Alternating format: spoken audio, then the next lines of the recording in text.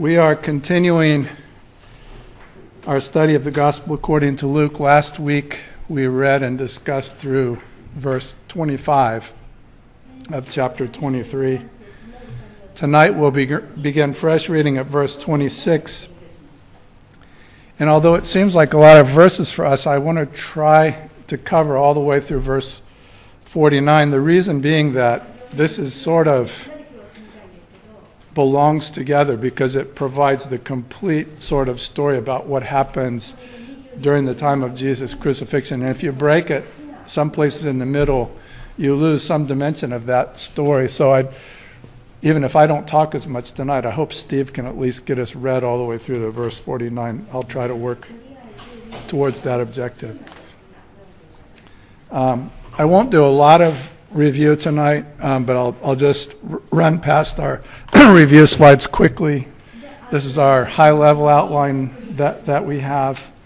I do find, for myself anyway, that in understanding the things that happen at the end of the gospel, particularly the passion narratives, that remembering what went before in the early parts of Luke's gospel helps me. It's good to remember that Luke always knew, Jesus and his parents always knew, the angels always knew, the prophets knew that Jesus would come and what he would do, that he would be cause the rising and the falling of many in Israel. Even early in his ministry, Luke records about the time that he was tempted by Satan in the desert. And do remember, the nature of his temptation was Satan trying to lure Jesus into exercising his divine power in some way that was slightly different than God's will, that would amount to an exercise of power that would almost compel people to believe in who he was or to show who he was. And time and again, Jesus would stay away from that. Here at the end of Jesus' life, we're reading now, still he's presented with temptations to exercise his divine power in ways that would be different from what God has planned, and yet Jesus doesn't deviate. He goes all the way down to death in obedience to this, to this command that God has given him to die on the cross. And other things that we've studied, in weeks past, particularly up in the Galilean ministry where we saw all of these miracles and acts of power and grace that Jesus did, we have to keep reminding ourselves, now that we see Jesus physically weak and on the cross and finally dead, that he is the most powerful one, the one who's been in control of everything, the one who's been the master of every situation. The only reason he finds himself on the cross is that's why he came to earth. That's what God told him to do, and that's what he's doing. And so it's easy for me at least to forget how powerful Jesus is, or how much this whole story is about what Jesus is doing right now on the cross. That's the main reason why he came, and that's what he's finally doing, even though it's quite difficult for him. And of course, on the road to Jerusalem, we learned lots of things about Jesus' teaching, which we want to bear in mind in our life as Christians. And now we're in Jerusalem, the final chapters that Luke tells of Jesus' life. In Jerusalem, we've seen Jesus arriving very triumphantly, as if he were a king almost. Yet Jesus knows, even moments after the triumphal entry in Luke's telling of it, he knows that happy days are not ahead, not for him and not for Jerusalem. And that's a theme that we touch on again in tonight's reading, when Jesus speaks to the women of Jerusalem who are following him to the cross and saying, don't weep for me. It's going to be worse for you because of these things that are happening.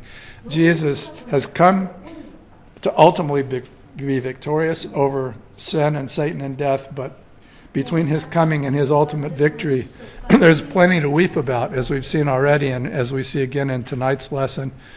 Jesus is at odds with the leadership in Israel. We see that in the temple in Jerusalem. We see Jesus prophesying that the temple and the city will fall. And tonight, again, Jesus basically gives us the same prophecy just before he's nailed to the cross. This has been in Jesus' mind all along. And now, of course, we're in the Passion narrative in chapters 22 and 23 in this class. Chapter 22 is behind us now. We've finished that, but it is, in my reckoning, at least broadly, the first part of the Passion narrative, we see the priests and the scribes again voicing their desire to kill Jesus, now with help from Satan and one of Jesus' disciples, Judas. The wheels are set in motion now. The power of darkness is going to have its day, not because Jesus has become unable to resist it in some act of power, but because that's God's plan and he's obedient to it. The Last Supper, which we read about in chapter 22, verses 7 through 38, is actually important for interpreting the things that happen near the end of the Passion narrative and beyond, because Luke doesn't stop to talk about how it is that Jesus' death on the cross saves us. That's dealt with elsewhere in Acts and in other Gospels and other places in the New Testament. But it's dealt with already by Luke in the Last Supper when Jesus says, "This is my body which is broken for you. This is the new covenant in my blood."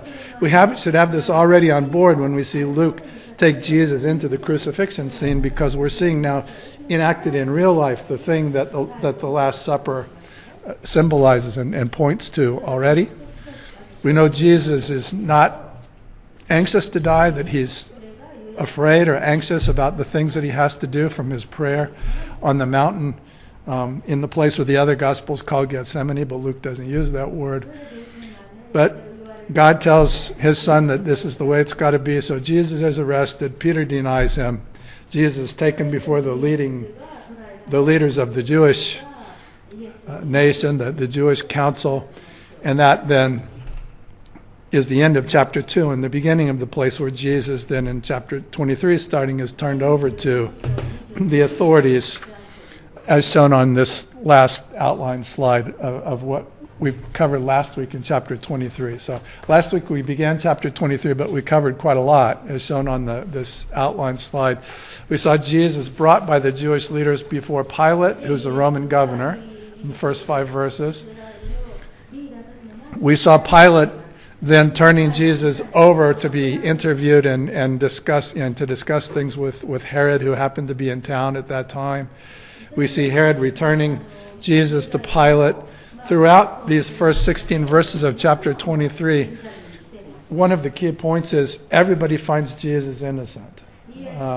Jesus is innocent according to Pilate. Jesus is innocent according to Herod. Jesus is innocent according to Pilate again. The authorities keep saying that Jesus is innocent, and they actually keep several times want to release Jesus. and yet it's the Jews who resist this.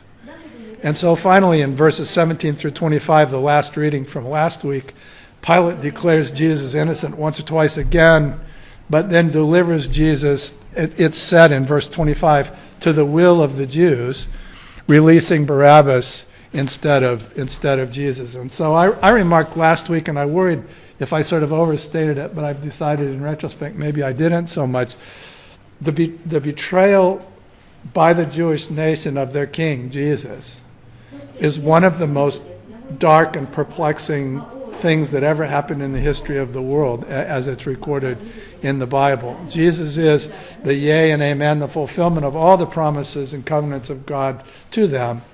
And yet when he comes, they reject him utterly, despite the efforts of Pilate and Herod and others to turn them away from it. The Jews insist on it. And finally then Pilate and Herod are not so principled as to fight any further. They just deliver Jesus into the will of the Jews, which is to kill him. More specifically, the Jews are the ones who say, crucify him. That wasn't a Roman saying at first. It was the Jews who want to see Jesus crucified even. So that's the end of the review. And we get now into new territory in the middle of chapter 23. The first reading I've sort of mapped out is verses 26 through 31. Steve, if you would, please. And as they led him away, they seized one Simon of Cyrene, who was coming in from the country, and laid on him the cross to carry it behind Jesus. And there followed him a great multitude of the people and of women who were mourning and lamenting for him. But turning to them, Jesus said, "Daughters of Jerusalem, do not weep for me, but weep for yourselves and for your children. For behold, the days are coming when they will say, Blessed are the barren, and the wombs that never bore, and the breasts that never nursed. Then they will begin to say to the mountains, fall on us, and to the hills, cover us. For if they do these things when the wood is green, what will happen when it is dry? And so I actually spent a huge amount of time on the internet trying to find one picture to put up while Steve was reading these verses that would capture all of the characters and key elements of this reading. So you'll see in this picture, Jesus is carrying his cross. The other Gospels have Jesus carrying the cross, but in Luke's Gospel, as we've seen, Jesus gets some help to carry the cross from this man, Simon. We'll talk about a little bit more in a second. Simon is in the picture, sort of up above, helping Jesus. He looks a bit like a dark-complected North African, arguably, which is where he's from. That's where Cyrene is. But also, because he's getting some help from Simon, Jesus is able to turn aside and look at these crowds that are following, and in particular the women that are part of the crowd, which seem to be wailing and bemoaning Jesus' fate here, and that's much of what Steve read. All of that's captured by this picture, which may help you to have in your mind if you're a person who likes pictures. All right, and so the first verse begins, it says, and as they led him away. So remember the previous verse, which is verse 25, the last verse from last week, said that Pilate delivered Jesus over to their will. When it says Pilate delivered Jesus over to their will, the they there is the Jews in general, and almost certainly, perhaps, especially the Jewish leaders. Remember the Jewish leaders, and finally even a crowd of Jewish people, against the objection of Pilate, have demanded for Jesus to be crucified and for Barabbas to be released, and finally Pilate relents and turns them over to their will. So here, as we begin verse 26, and it says, as they led him away, although you may be in the habit, as I have been, of thinking that the they who is leading them away are Roman soldiers, actually Luke doesn't seem to be saying that. The most natural way to read the grammar here is that Pilate has turned Jesus over to the Jews, and they're the ones here that says, and they led him away. It's they. Later some soldiers will show up, but not for a while in Luke. Luke has got his focus on the Jews, who are the ones who are wanting to crucify Jesus. This bit about Simon of Cyrene, if that's the right way to pronounce it, is it, Steve? I don't know. I thought once you told me it was, and I remembered all these years. But anyway, I didn't have a chance to look on Google Pronounce, but I think it is. That city is near, it's near Tripoli in modern-day Libya, which is in North Africa. And so some of the paintings that have been done of Simon down through the centuries have had him with an African appearance, with dark skin. It's not certain that he would have had dark skin or not. It's likely that he's Jewish. There was a Jewish settlement in that area, and so he may be Christian, but certainly he's Jewish, but he's from that place. We don't know whether he's visiting Jerusalem because of the Passover and stuff, or whether he was originally from Cyrene and has resettled to Jerusalem and lives there now. These things are probably not real important, but he is at least important enough for some reason that all three of the synoptic gospels include him in it. He shows up in Luke, of course. It seems likely that Luke is reading his copy of Mark, and so Luke has pulled this information in from Mark, and so also has Matthew pulled this information in from Mark. So they all thought it was important enough part of the memory of the church to mention about Simon. He must have been very well known, not only because they know where he is from. They know a lot of Simons in the early church. He's the one from Cyrene. But Mark even adds that he's the father of Rufus and Alexander, which means he was very well known. And probably the reason he's included is that it's a bit of testimony that was relevant to the church when Luke was writing. He's one of the people who was an eyewitness, very close eyewitness of things that were happening to Jesus, who the church still knows well enough to know his children and his which Simon he is, and so on. So anyway, that's how he shows up in the picture. That painting I had up before is from a Catholic church. That's the 8th station of the cross, according to Catholic reckoning. They divide Jesus' passion narrative into stations of the cross or something. That's what the title of that painting was.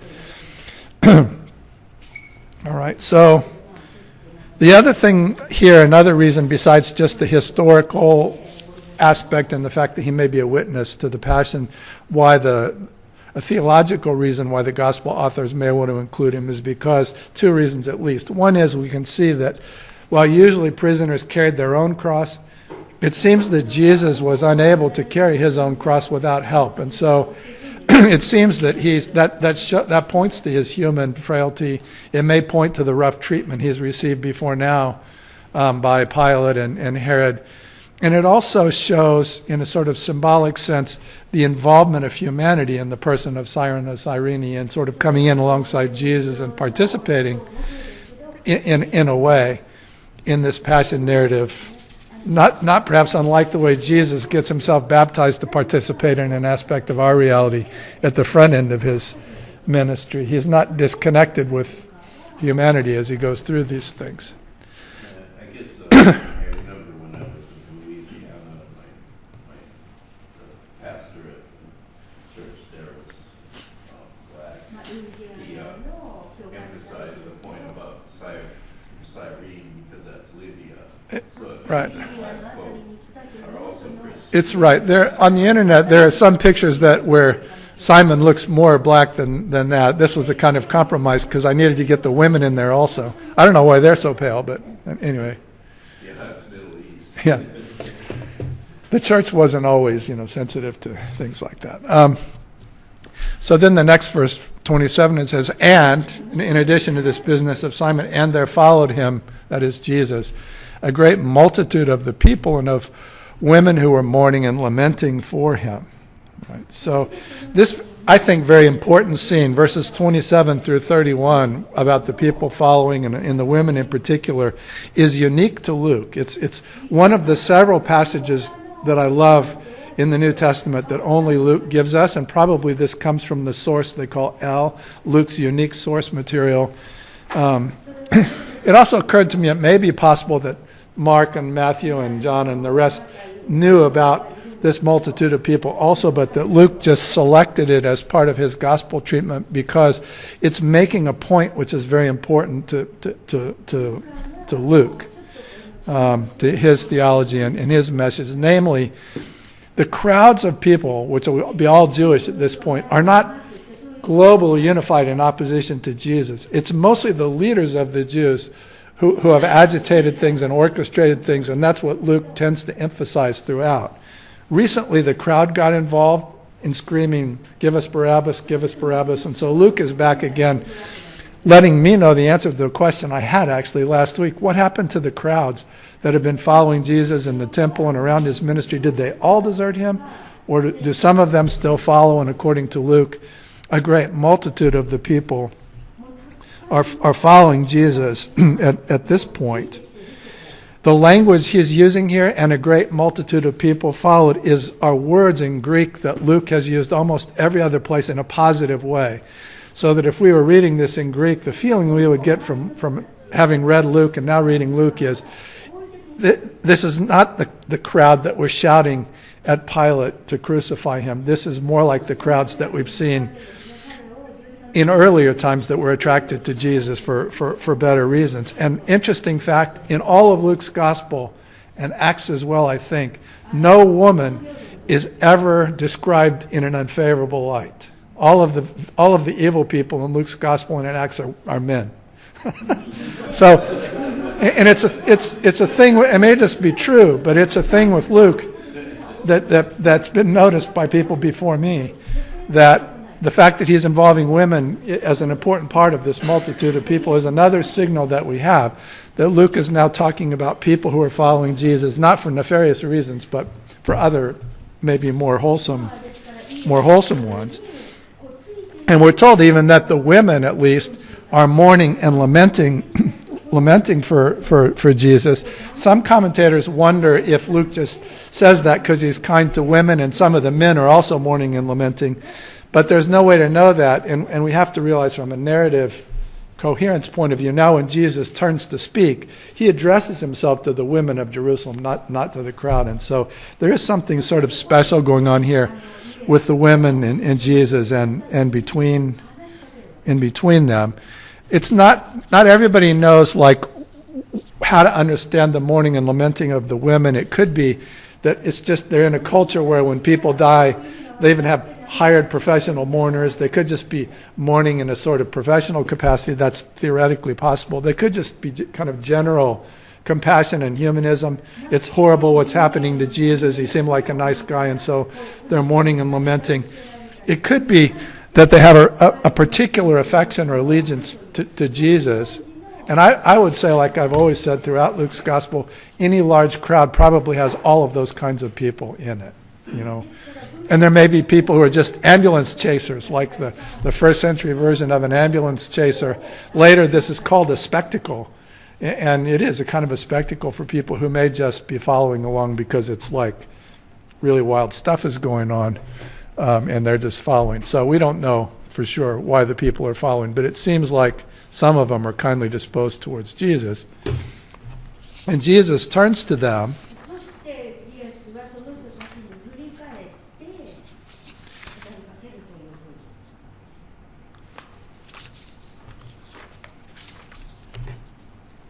And he says, "Daughters of Jerusalem, do not weep for me, but weep for yourselves and for your children."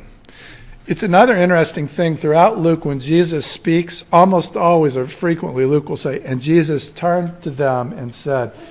He doesn't say that when other people speak, even on out into Acts. And so in Luke's mind, Jesus, you get the picture that Jesus is one of these people that really looks at people and really talks at people when he's talking. He doesn't talk out of the side of his mouth or say things in passing. He trains his attention on you and speaks, not just women, but here, this is a Jesus speak here because he's getting help from Simon to carry the cross. Maybe he's shaken off some of that. The women are lamenting, and he turns his attention on them, and he says to daughters of Jerusalem, "Don't weep for me, but weep for yourselves and for your children." Something worse, he seems to be saying, than crucifixion is going to come upon you in your lifetime and in the lifetimes of your children. And I think it may even be safe to understand that Jesus may say, yes, I'm being crucified. It's bad for me, but my crucifixion is going to be even worse for you and your children than it is for me.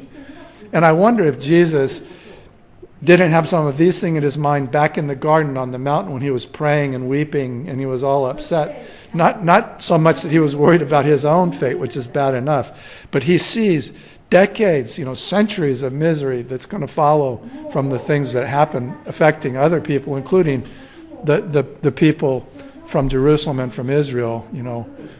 So many times he says, "I long to gather you under my wings, but you wouldn't have me." Jerusalem, the place where they kill all the prophets. Jesus loves these people, and he knows that they're in deep trouble.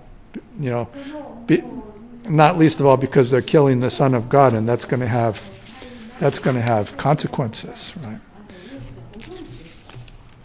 So anyway, Jesus tries to help them understand a little bit better what he's talking about. And then in verse 29 he says, "For behold, look, the days are coming," and this is a prophetic pattern. Jesus is speaking now the way prophets speak, the way Jesus himself has spoken before when he's prophesying. "For behold, the days are coming when they will say, blessed are the barren and the wombs that never bore and the breasts that never nursed." Right? He's talking about some future time when things will be so bad, and a Jew would hardly ever be able to think this way, but things will be so bad that having children, which is the signal blessing of women in Israel, it's the biggest blessing a woman in Israel can have is to marry and have children. That would be their sensibility. And yet Jesus says the times will be so bad that having children will be a curse rather than a blessing. And why would having children ever be a curse to a Jewish woman? And the answer is, I guess, these are my words, not the Bible, but because the children will suffer. They'll be sick, and they'll be hungry, and they'll be in danger. life will be so bad for their children that they'll be able to think to themselves, it would be better for my child never to have been born than to live this horrible life that Jesus foresees for them. And by a law of transitivity, it'd be better for their mothers to have never been born, or at least to never have had children, than to have children and see their children go through that kind of torment. So in short, it's a very bad time coming, especially for women and children. And Jesus has already said this, remember, in his prophecy before. And we know from secular history outside the Bible that when Rome was torn down, when it was besieged and before it was torn down, that hunger was so bad in the city of Jerusalem that the Jews were eating their own children. This is told by Tacitus or some historian outside the Bible, I forget who. But it's a commonly told story that the hunger was so bad that they were actually eating, dead people and their own children. And so Jesus knows ahead of time how awful it's going to be when Israel's pulled down. And generally people, Christians and Jews, or Christians at least, have understood that the fall of Jerusalem in 70 AD is punishment for the crucifixion of Christ. And so that's what Jesus may mean when he says, my crucifixion is bad, but even more for you than for me. Don't cry for me. And to finish off this thought, Jesus says, in those future times, they will begin to say to the mountains, fall on us, and to the hills, cover us, right? So they'll prefer, in other words, death to life, right? And I said it already, but people ask themselves, what future time is Jesus looking forward to? Almost everybody, all the commentators, old and new, say he's referring to the fall of the temple and of the city of Jerusalem in 70 AD. I personally speculate, but this is now just me, I don't know if anybody else agrees with me, that prophecy often telescopes, as we know from our study of the minor prophets. So Jesus almost certainly is looking out to the fall of Jerusalem in 70 AD, but his vision might even go beyond that to other calamities that await the Jews in the future. For so long as they remain separated from Jesus, they'll be God's chosen people, cut off from God, because after the resurrection, the only way to God is going to be through Jesus, and they're not going to accept him for a long, long time. And so times will be hard for the Jews for centuries to come, really. That's my own thought. In 70 AD, it was also like the fall of Jerusalem in 700 BC. Well, As bad or worse. I mean, the Romans just come and tear down everything. well, yeah, I know they tore it down, but I thought they just kind of came in and tore everything down. It wasn't like I would say, What's your question? Well, they were besieged though. So that before Jesus says the sign that you'll have that the temple is going to be torn down is when the armies encircle the city. So the armies came and put the city under siege. There was a war. Lots of people died on both sides, but the people in the city starved to death.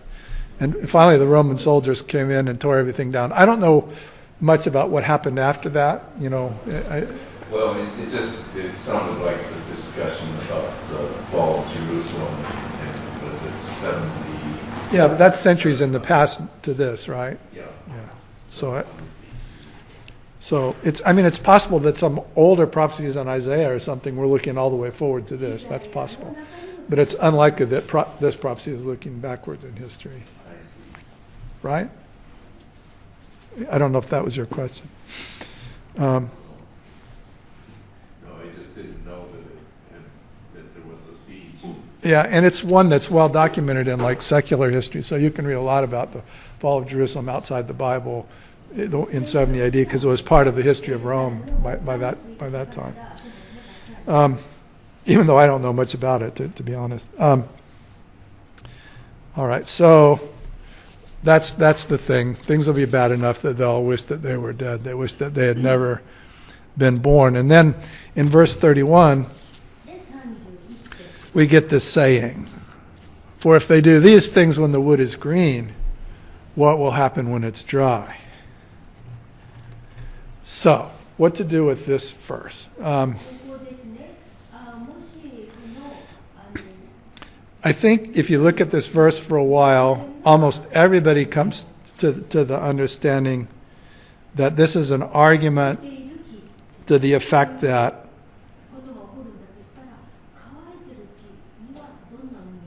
things will be more difficult for these women in the future than things are for Jesus in the present. Right? It starts out with the word for because I'm not sure about the Greek, but it seems to be offered as an explanation for what he said previously about don't cry for me because things will be worse for you. And now he says for, if they do these things when the wood is green, what will happen when it's dry? So at least it seems to be saying that this is bad, but it's going to be worse in the future, right? That's the gist of it. And so if you try to think about the argument, and I'll try not to spend too much time on this, but the argument sort of works this way. It's like these things which are being done now, that is Jesus' conviction and crucifixion and all, these things which are being done now in my day, in the time of Jesus, are happening when the wood is green, right? The things that will happen in the future will be happening when the wood is dry, and therefore will be even worse, right? And I think the notion in this figure of speech is that wood never gets any greener. It only gets drier, right? And so, and dry wood, maybe it's even present here, obviously, that dry wood is more dangerous, more flammable, easier to burn up and to destroy than green wood is, right? And so most of the people who read this passage will agree that that's the shape of the argument. But beyond that, it's so hard to understand the precise nature of the figure of speech that Jesus is using. What is the wood which over time becomes less green and more dry and therefore makes the fate of people more difficult even than it is now? It's really hard to know how to understand this figure of speech. Wood is green. Could it be like a believer and dry unbeliever? No? Maybe, sort of. And I think, yes, one of the things I'm about ready to say will be consistent with that thought.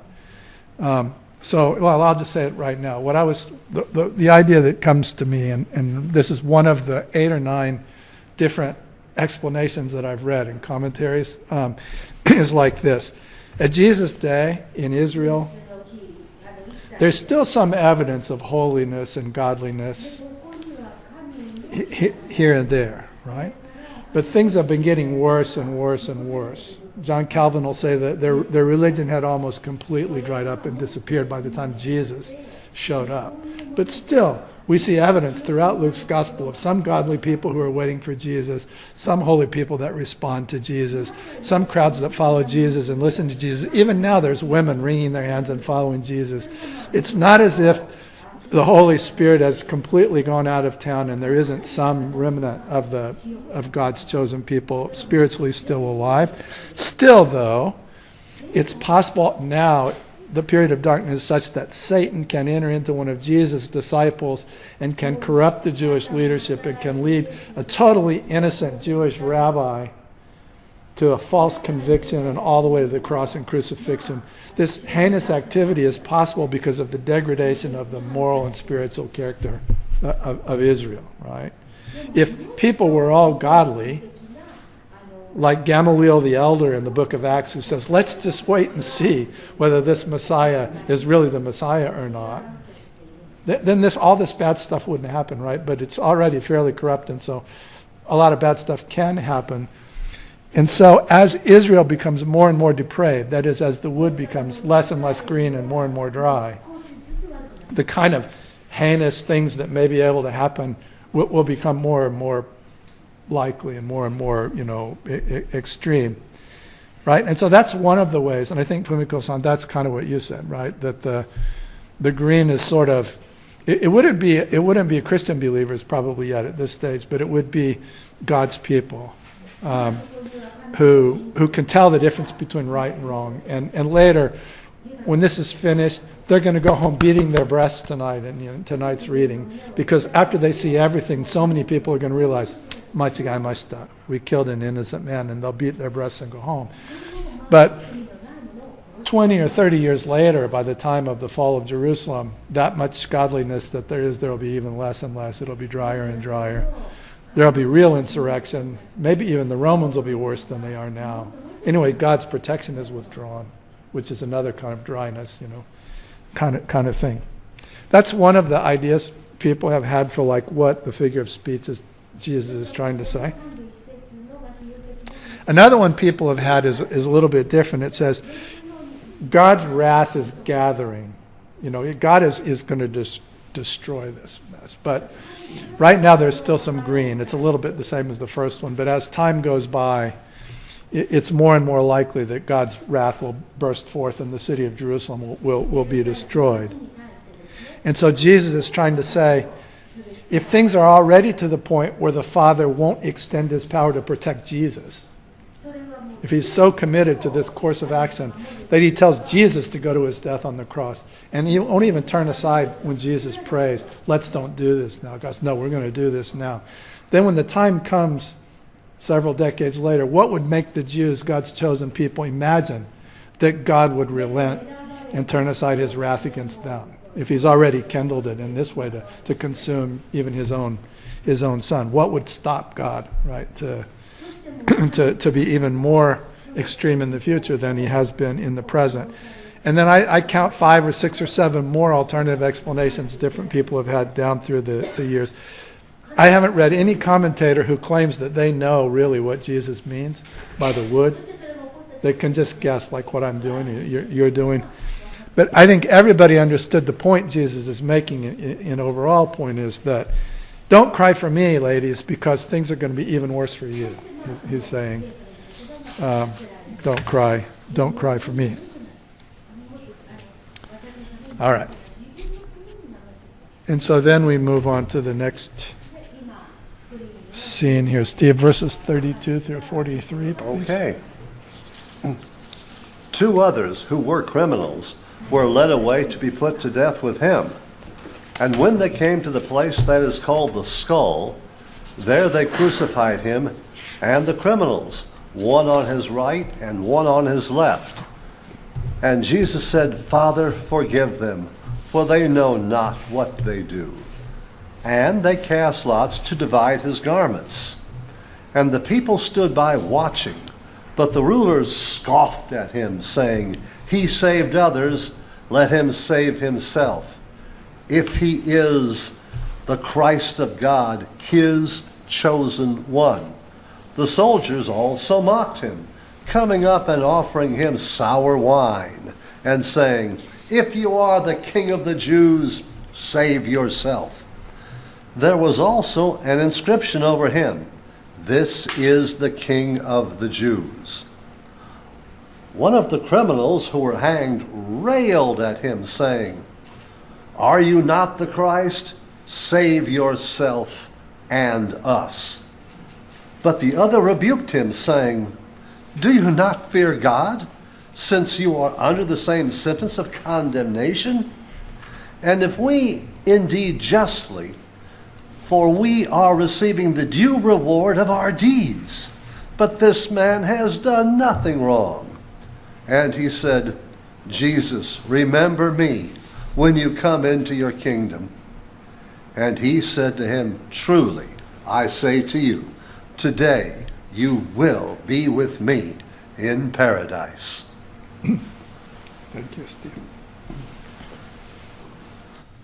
So, again, here's a painting I found for you guys to see, where I wanted to see all of the elements of the story that Steve just read. So we have the Jesus in the middle there, the 2 thieves one on either side, but also at the bottom we see people ridiculing and mocking and watching, because the crowd and the things that the crowd does are super important in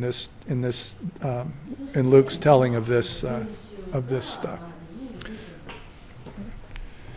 So The first verses, so far we've just been focused on Jesus, who's been turned over to the Jews to be crucified. But now there's two other people in view who are subject to the same fate. These, pretty much everybody understands, actually are criminals, people who are, by their own admission even, are criminals who have been led away to be put to death justly under the law, but at the same time when Jesus is. The place where they go is called here, according to Luke, the skull. When they came to the place that is called the skull, as you know, in other places in Mark and Matthew, it's called Golgotha or Golgotha. But Luke doesn't use Aramaic expressions. Just like Luke never said that Jesus prayed in the Garden of Gethsemane, he doesn't say Jesus was crucified at Golgotha, because remember, Luke is writing primarily to a Gentile audience for whom these kinds of Aramaic expressions would not be helpful. His whole narrative actually is sort of constructed to play well to a Gentile audience, and not just with place names, but with theological concepts also. And so he says they came to the place that's called the skull. And by the way, it's called the skull not because there were skulls there, but because it's the shape of a skull, people say. And that's the place where they crucified Jesus. And the criminals were crucified also, one on his right and one on his left. And all of the Gospels notice that Jesus was placed between two criminals. And this probably is because it's seen as fulfillment of a prophecy in Isaiah. I've lost the citation here. Does anybody have it? 23 verse 33. My Bible should have it.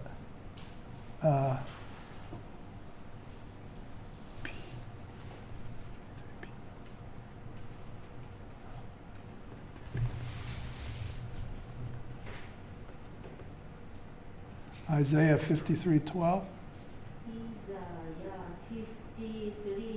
No, that's not right.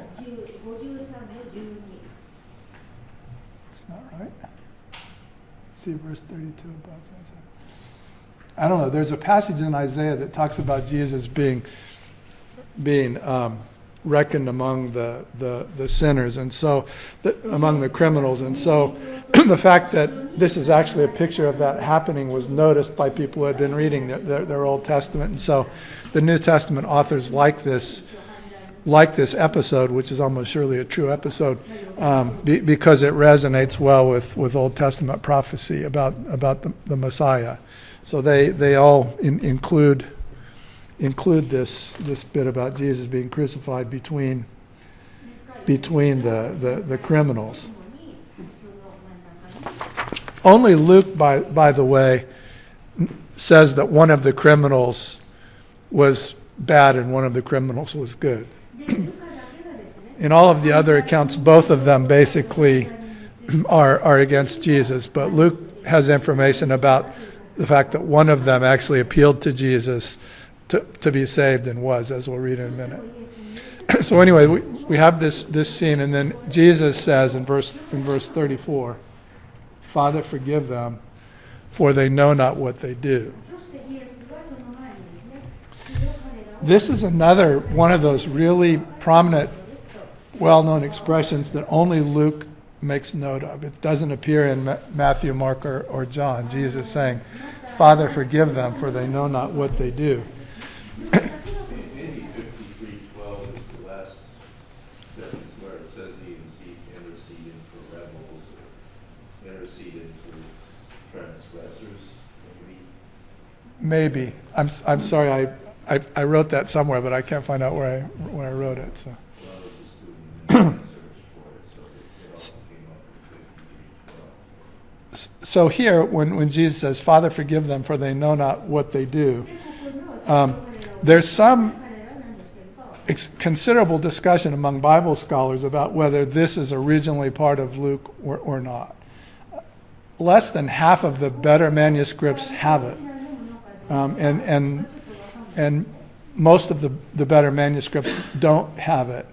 And there's a lot of back and forth, particularly since it only appears in Luke. And the final conservative conclusion is that it is part of the original gospel for some fairly good reasons. It would probably have been more likely that some people had taken it out, given relations between Christians and Jews in the early church, than that somebody would have put it in. Plus, Jesus saying this seems entirely in character for him and the entire Gospel of Luke and everything that we know about Jesus. It seems like something Jesus would say.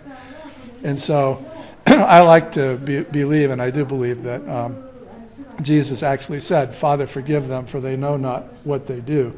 Still, we have to ask ourselves, who is Jesus talking about?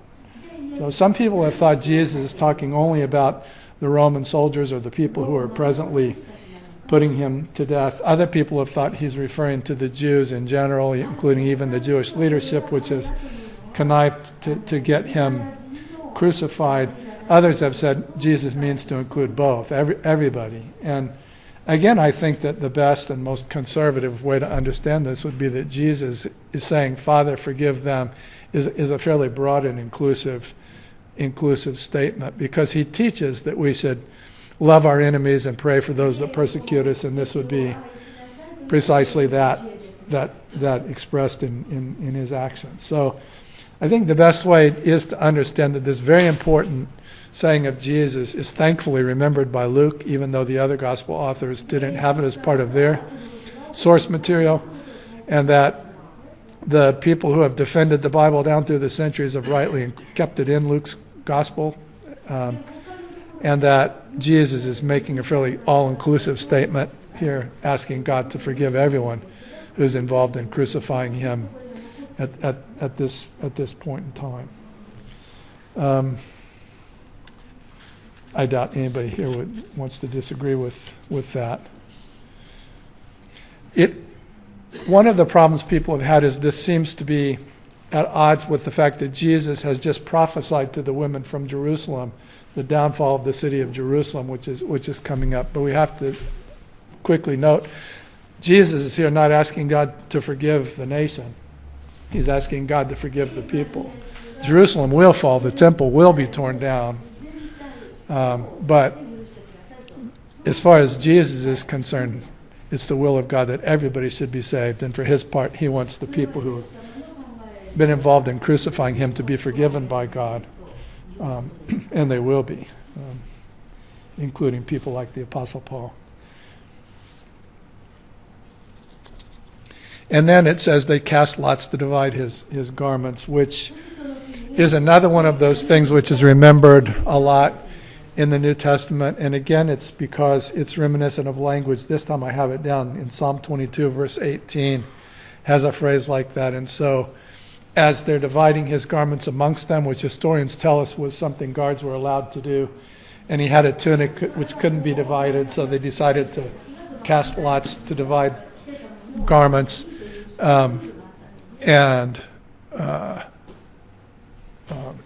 That sort of sounds like Psalm 22, verse 18, and so it's kept here as part of this story.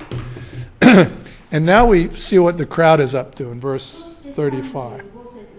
So remember, the crowd was screaming for Jesus to be crucified outside of the window at Pilate's place, but now there's a more sympathetic crowd following, including these women who are weeping and so on. And now Luke tells us what the people who are standing by and watching are doing. The people are watching, waiting, I guess, to see what will happen. Again, I think there could be a variety of motives, but the people are watching. But the rulers who have been against Jesus from the very beginning of Luke's gospel all the way back to the Galilean ministry are still against Jesus, and here they're scoffing at Jesus, making fun of Jesus. And what they're saying is, he saved other people, all these miracles and stuff that Jesus has been doing, so let him save himself. If he is the Christ of God, his chosen one. And it's unusual that they use these two terms, but they're basically saying, as we can understand, Jesus is basically being crucified from their perspective for making inappropriate claims about his relationship to God. And now they're saying, if those claims about his relationship with God were valid, then the best way for Jesus to prove that would be for him to jump off of the cross and save himself and prove who he is. The fact that Jesus doesn't do that means that his claims about being the Christ of God and the chosen one aren't valid. And I mentioned in my introduction, think back to Satan's temptation in the wilderness. What was Satan tempting Jesus to do? Go to the top of the temple and throw yourself off so the angels of God will lift you up and people will know that you're the Messiah. That's the same thing that's happening here. The rulers of the Jews are still under the sway of Satan, and basically they're saying the same thing. Either do a raw act of power to prove that you are the Son of God, or we're not going to believe you. And that's exactly what God and Jesus are not planning to do here. The soldiers get in on it too. This is the first time that soldiers are mentioned so far since Pilate turned Jesus over to the Jews to be crucified. But now the soldiers get involved in mocking Jesus, it says. And they come up and offer him sour wine. There's a lot of discussion about this wine, and the wine that Jesus drinks is of a different character and reason and timing in all of the different Gospels. In one of the Gospels, Jesus is thirsty and they give him sour wine. In another one, they offer him wine mixed with myrrh to dull the pain, but he refuses. Here, they're offering Jesus sour wine, and in this sentence it says, also mocked him, coming up and offering sour wine. Suggests right here maybe that the sour wine is part of the mocking, that they're giving him cheap, low-class wine to mock his claim of royalty or something like that. But some other people say that the word that's translated here, sour wine, would have been just the same wine that the Roman soldiers themselves were drinking all the time, inexpensive wine. And it might just be that they're keeping him alert and alive, so that they can mock him some more, as you might do if you were trying to mock somebody who was near death. Right? They're saying to him, if you are the king of the Jews, which is one of the claims that's been out there and is on the sign hanging above his head now, then save yourself. And coming from Roman soldiers, I think this would be a little bit different meaning than what you're getting from the leaders of the Jews. The leaders of the Jews were thinking that power should come from heaven to prove who Jesus was. The Roman soldiers almost say, you say you're the king of the Jews, but it's funny. You're nailed to a cross, and there's all these Jews around here who are your subjects, evidently, if you're the king of the Jews. They're not doing anything to save you. They're not resisting at all, right? And so it's mockery of the nation. It's mockery of Jesus. It's just pure mockery by the soldiers of Israel and its so-called king.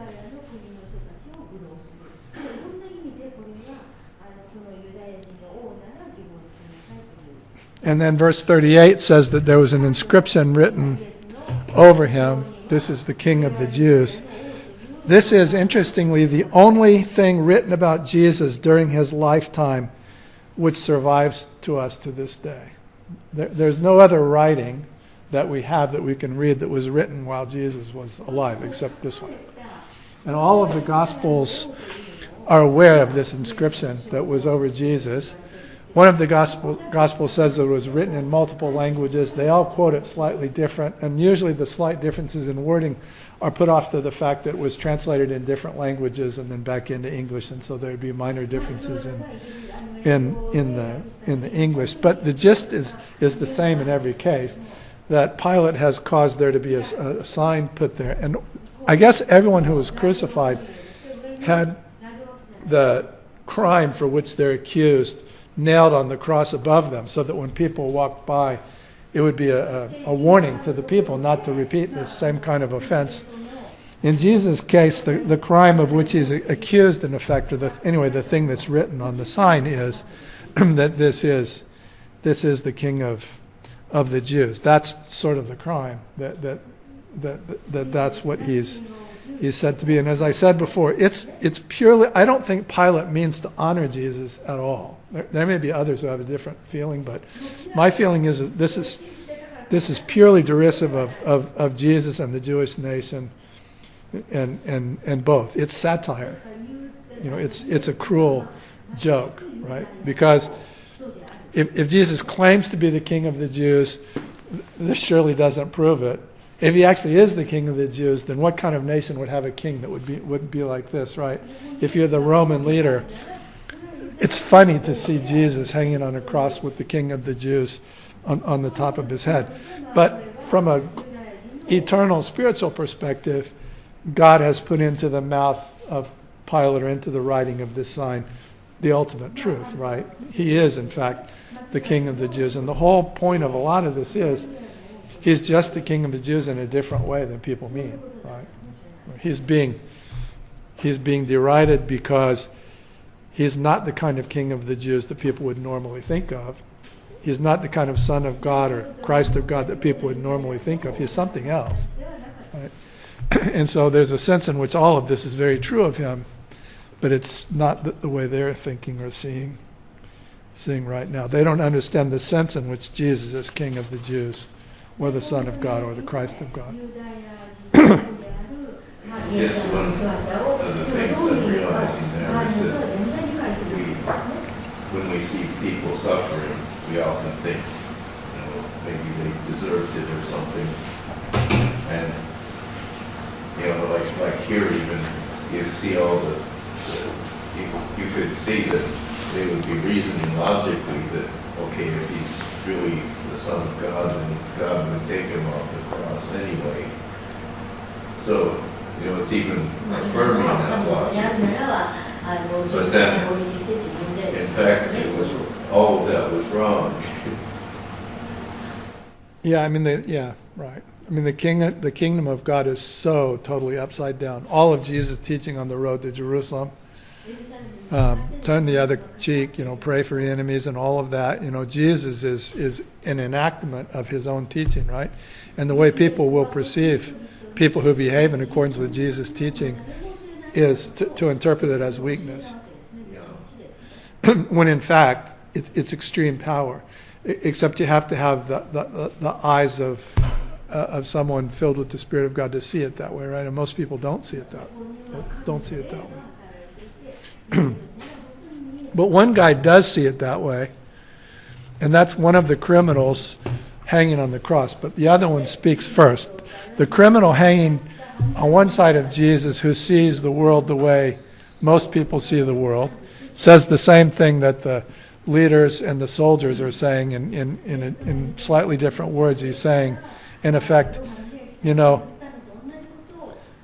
you can't even save yourself, much less me, and so you're not any kind of a Christ that I care about. You're useless to me. Right? So the way he perceives the world and he perceives his predicament, the kind of Christ that Jesus is worse than useless, right? He's just hanging there, dying beside me. What kind of Christ is that? Is what the one criminal says. But the one who sees Jesus with the right kind of eyes is the other one, right? In his extreme situation, the extremeness of his situation has caused him to have a different perspective than everybody else around there, because he's realizing somehow from hanging from the cross that Jesus is someone to be feared. Right? He says to the guy who's been demeaning Jesus, you're guilty of the same sentence as Jesus is. And of course, you and I deserve it, because this is what we deserve for the deeds which we have done. But Jesus is innocent. He hasn't done anything wrong, which is the one sure fact of this whole proceeding for verses and verses on in, is Jesus has done nothing wrong, and yet he's there. He's there hanging on the cross.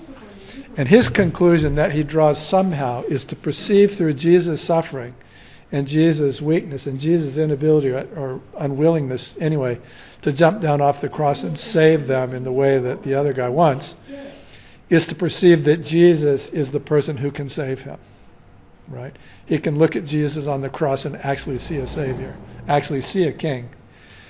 And he says to Jesus, remember me when you come into your kingdom, right?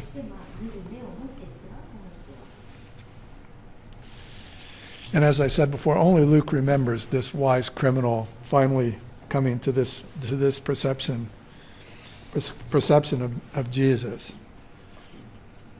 And I was thinking, when this saying comes out to everybody, among us, who ridicules Jesus for his failure to relieve our suffering. Haven't we all done that? Or don't people often do that? We say, what kind of Savior are you? I'm suffering here. And if you're not going to help me, you're no Savior to me, right? It's the same thing that the criminal said. It's the same thing that the people ridiculing Jesus say. Or people who theologically ridicule the Godhead for saying, what kind of a God would allow his son to suffer in this way, right? God and his son are holding themselves up to ridicule by people who look at things that way. The kingdom is different. The kingdom is one where you have to understand that God comes down to suffer beside people rather than to remove all of their suffering.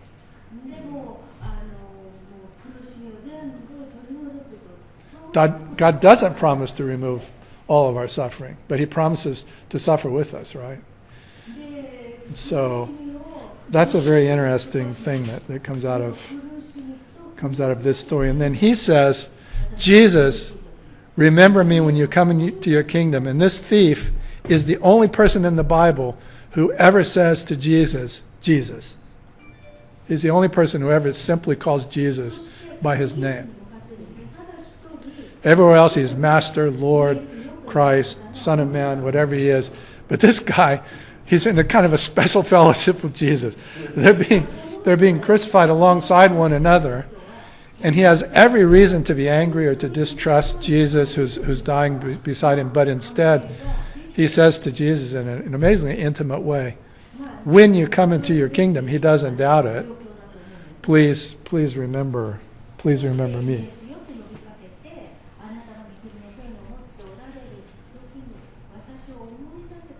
And there's some discussion by exactly what he means to say, whether he's saying when you finally return in glory, like when the Son of Man returns at the end of time and you enter into your kingdom, please remember me.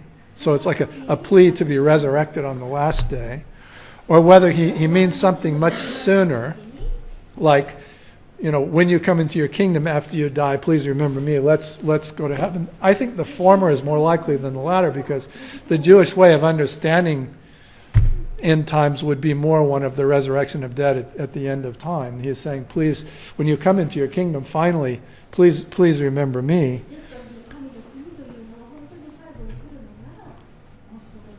But then Jesus does him one better, and this is a truly important and perplexing saying of Jesus. Jesus says in verse 43, truly I say to you, and the truly is important. Jesus is saying, this is one of the really true things you need to hear. Truly I say to you, today you will be with me in paradise. And so Jesus is saying that you who have asked me to remember you, to save you beyond death, and you've asked me to do that whenever I come into my kingdom, which in one sense is in the future, to human time. But Jesus is saying, no, there's a sense in which truly I say to you today, you're going to be with me. You're going to be with me in paradise. And so that suggests that something happens, immediately upon death that can be described as today entering into paradise. Some people have tried to deal with this by saying today might not mean 24 hours. It might be, a period of time that has some broader theological definition. But I think that's just hair splitting. I think Jesus is saying, no, there's something immediately, whatever you mean by that, but something immediate is going to happen to you. You're going to be with me in paradise right away, Jesus is saying. And so that then raises the question, what is paradise? Right? It's not the new heaven and the new earth that's ushered in at the end of the age with the second coming of Christ and the resurrection of the dead. All of that the Bible is still looking forward to. The Apostles' Creed even has people who say, I believe in the resurrection of the dead, right? It's a key tenet of Christian faith. And yet Jesus is saying there's something that happens immediately when you die that amounts to entering into paradise with Jesus. The word paradise literally means a garden, especially the Garden of Eden or some other kinds of gardens, but it's being used figuratively here. I don't think Jesus is saying we're going to go to the Garden of Eden. But it's a nice place, and so here Jesus is saying somehow that when we die, our spirit, our soul proceeds immediately to paradise with Jesus, where we wait for the other things that will happen at the end of time, which are spoken of more in the Bible and more clearly, when there will be a resurrection body and a new heaven and a new earth, and all of that is still forward from our perspective. But when we die, Jesus seems to be saying we pass immediately into the presence of the Lord if we belong to him.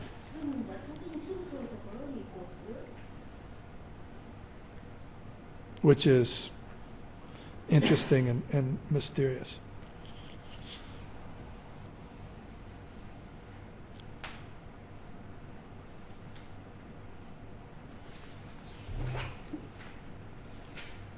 Okay. So we'll stop here today, unfortunately.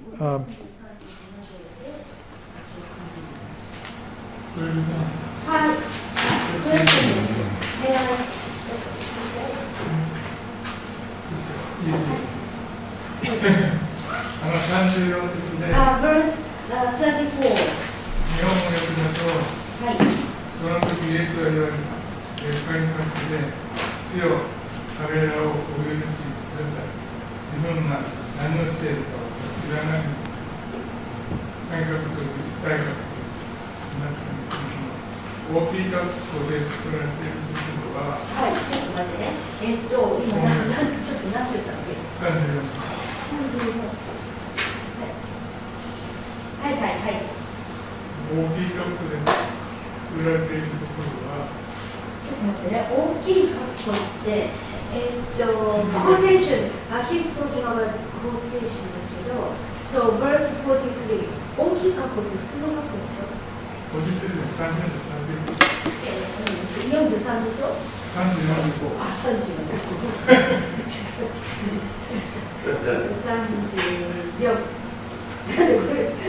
大きいカップその大きい声は後で。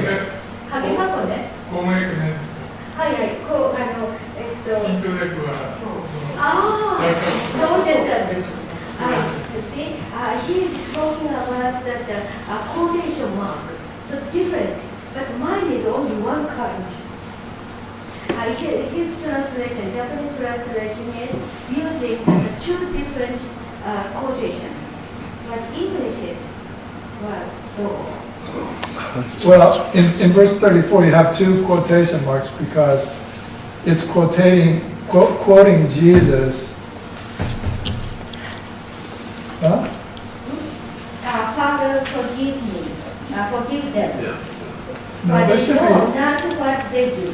Quotation. In verse 34, I only have quotations before Father and after do. Yes. I don't have two sets of quotations.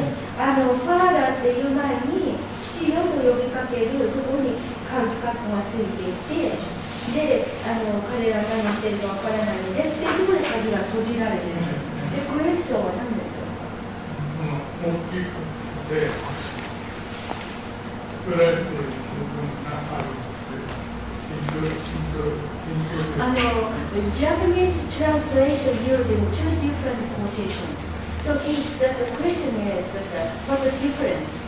So English, if one quotation is before Father and after do, where are the little quotations inside? 質問のないのは、はい。大きいカッコで閉じられているところは、大きいカッコで作られている部分が後から書き出されたのかな。So he's thinking that there are two kinds of quotations. So one is that later, wrote later. Did it just add? 先ほどブレイクさんがここの部分は床にしか出てこない。 So that Greg told you, this part is only root torsion. So he was thinking about later, this quotation is put in later. Not parentheses, quotation mark? Quotations. Bracket. Maybe not. Yeah, maybe it's not brackets, but yeah. Brackets. Brackets. Yeah, not quotation. Brackets. So that's what I was trying to say. So, so you remember, Kimura-san, you remember last week?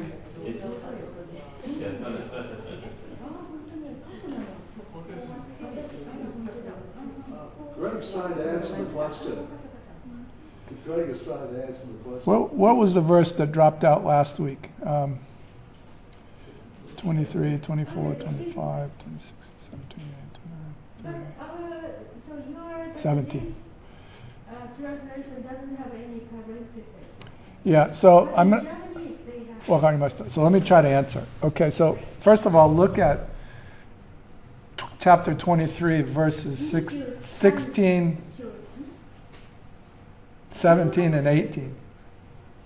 So last week we had a reading where we had verse 16 and we had verse 18, but no verse 17.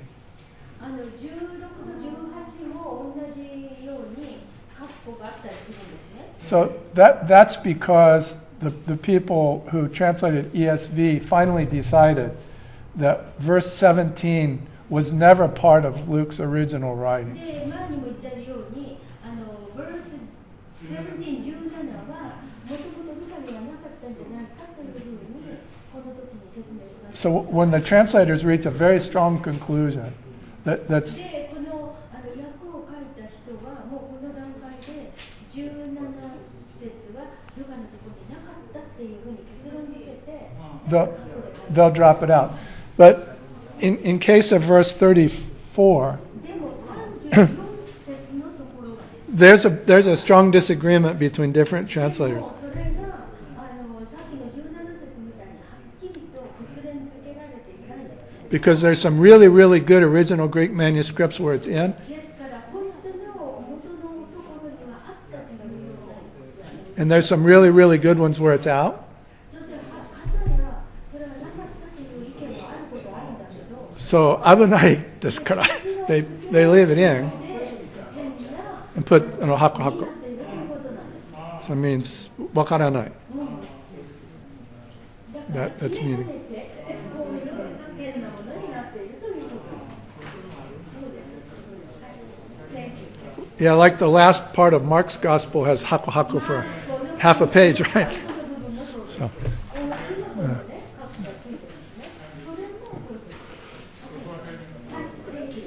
okay.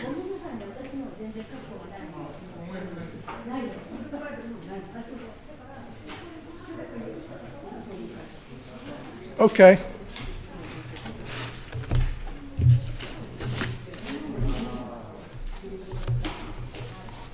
Let's pray.